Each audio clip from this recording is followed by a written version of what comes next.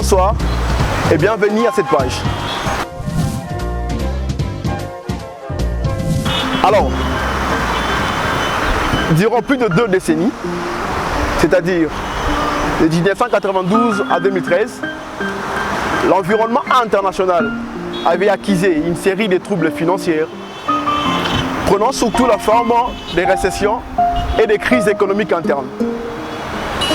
Lesquelles crises, où son fonctionnement a eu des effets négatifs sur plusieurs marchés et institutions. Ces effets se sont manifestés par des crises variées, frappant respectivement l'échange, le banque, la bourse et la dette souveraine des États. Ces crises financières concernaient au début certains pays développés et se sont étendues par la suite et au fil des années à atteindre la plupart de pays développés, de pays émergents et de pays en développement. D'ailleurs, l'intensité de leur propagation a engendré une défaillance systémique, voire même un effondrement du système financier, pesant sur les anticipations de rendement de croissance, tant en montrant les limites des modèles en développement, surtout des pays en développement, dont un certain nombre de pays arabes qui ont connu depuis 2011 des soulèvements politiques annonçant la fin de régime politique autoritaire et autocratique.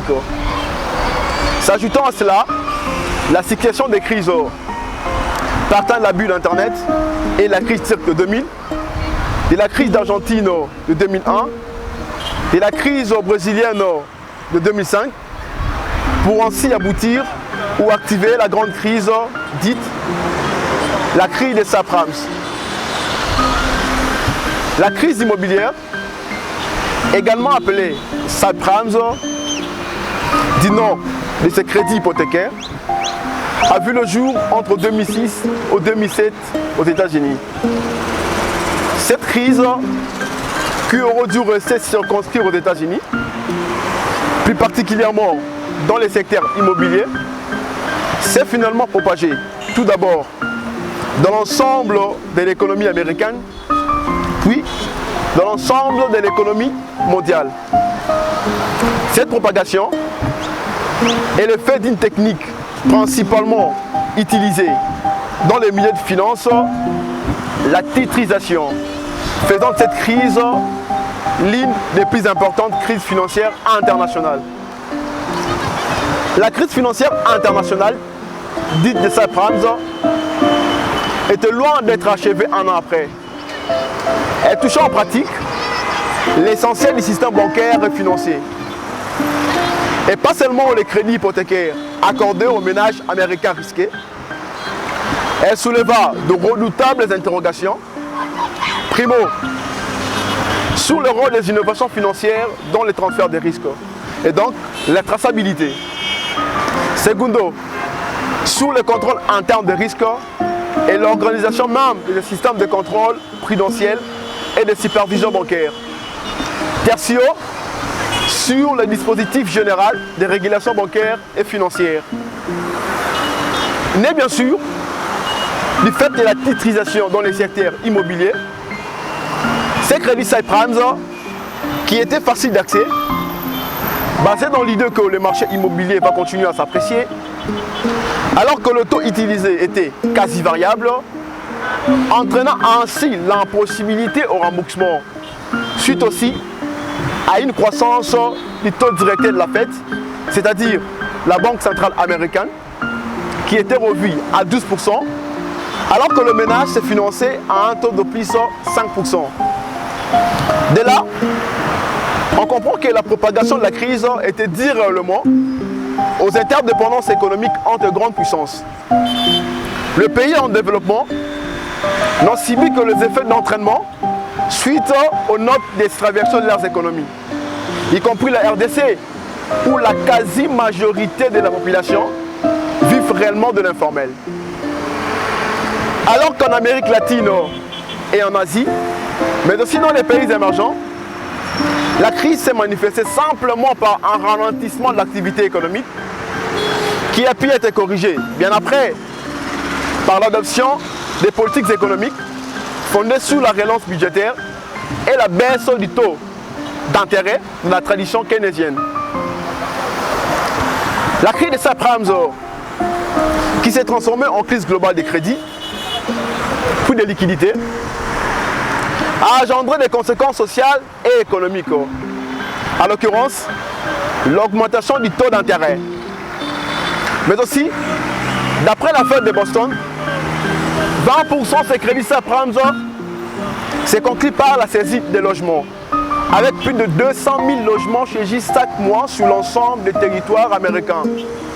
Chose qui ne s'est plus produite il y a 37 ans, principalement en Californie, en Floride et dans le Nevada, où l'on a constaté un boom immobilier. Ces logements étaient vendus à seulement 50 000 $, mais beaucoup d'entre elles étaient purement laissées à l'abandon. Il était constaté qu'il n'y avait plus d'investissement aux entreprises, ce qui participait à la baisse de la croissance économique. En 12 mois, la devise américaine a perdu 15 à 20% de sa valeur par rapport aux autres grandes devises. Il est signifié que l'insolvabilité du consommateur américain a engendré la suppression du facteur principal de la croissance, alors que 2 tiers de la croissance américaine était nourrie par la forte consommation des ménages. Donc, avec cette crise, cette part s'est fortement réduite. La crise financière dite des subprimes a bien sûr engendré des problèmes sérieux dans les secteurs bancaires, dans les secteurs des bâtiments, mais aussi dans les secteurs industriels, où réellement on a constaté des licenciements massifs. Ça a aussi touché notre pays de manière plus sévère. En Allemagne, par exemple, la Deutsche Bank a passé à une dépréciation monétaire de 2,2 milliards de $, pour le 3e trimestre de l'année 2007 simplement. La banque suisse IBS a pour sa part passé à une dépréciation monétaire de 8,5 milliards de $. Au Japon, la banque Mizuho, l'une des banques les plus touchées, a perdu plus de 8 milliards plutôt de dollars, en fait, disons. Alors, avec ces dégâts, le gouvernement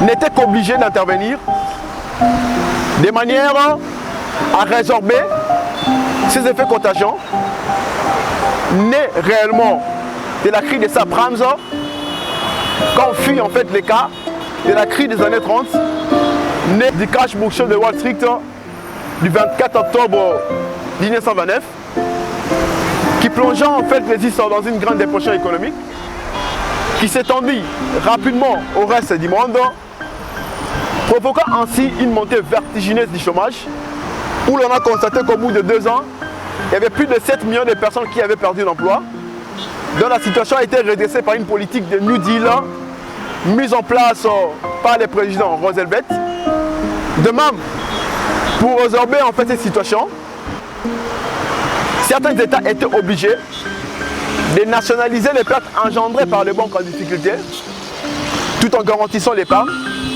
et vont même racheter les actifs toxiques.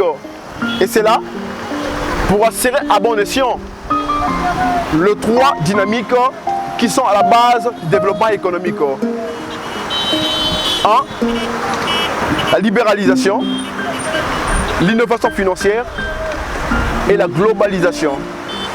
C'était Igo Kainda pour le compte de la semaine Humain Créateur de Ressources. Merci.